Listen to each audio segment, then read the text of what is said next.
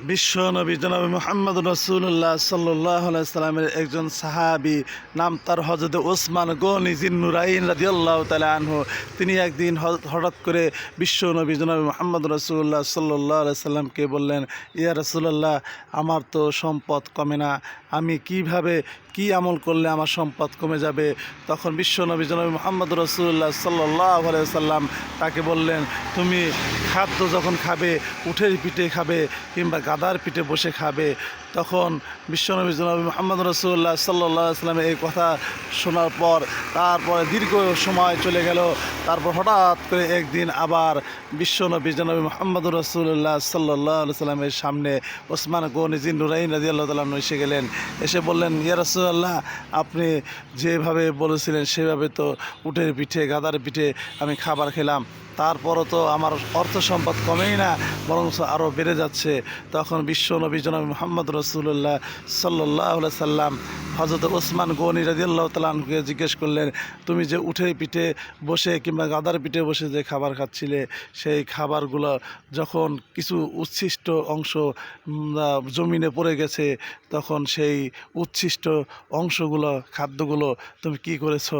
তখন বিশ্ব নবী জনাব মুহাম্মদ রাসূলুল্লাহ সাল্লাল্লাহু আলাইহি সাল্লামের প্রশ্ন শুনে উত্তর দিচ্ছেন হযরত ওসমান গনি রাদিয়াল্লাহু তাআলা আনহু, যে উটের পিঠে বসে যখন খাবার খাচ্ছিলেন তখন যে অংশগুলো পড়ে যাচ্ছিল, সেই উটের পিঠ থেকে লাফ দিয়ে নেমে ওই অংশটুকু আগে পরিষ্কার পরিচ্ছন্ন করে ওই খাবারটুকু খেতেন এবং তারপরে আবার উটের পিঠে বসে খাবার খাতেন। এইভাবেই চলতেছিল।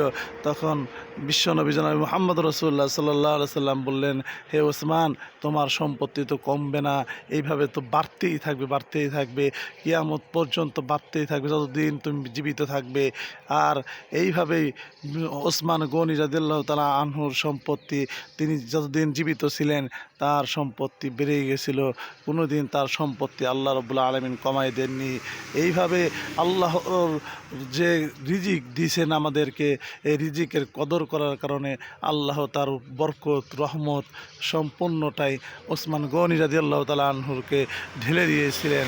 আসুন আমরা আমাদের খাদ্য শস্য এগুলাকে আমরা অপচয় করার থেকে বিরত থাকি এবং আল্লাহর নিয়ামতের শুকরিয়া আদায় করি, যে শুকরিয়াটা ওসমান গনি রাদিয়াল্লাহু তাআলা আনহু করেছিলেন, যার ফলে আল্লাহ তাআলা তাকে অসংখ্য নিয়ামতে পরিপূর্ণ করে দিয়েছিলেন। আসুন আমরা চেষ্টা করি আল্লাহর রহমত থেকে কিছু অংশ নেওয়ার জন্য এবং আল্লাহর বরকত মাগফিরাত সম্পন্নটা পাওয়ার জন্য। আসুন আমরা তার দেওয়া রিজিকের অবহেলা না করে সেই রিজিকটা পেয়ে রিজিকের কদর করি আর আল্লাহর শুকরিয়া আদায় করি। আল্লাহ রাব্বুল আলামিন আমাদের সকলকে বোঝার তৌফিক দান করুন। আমিন।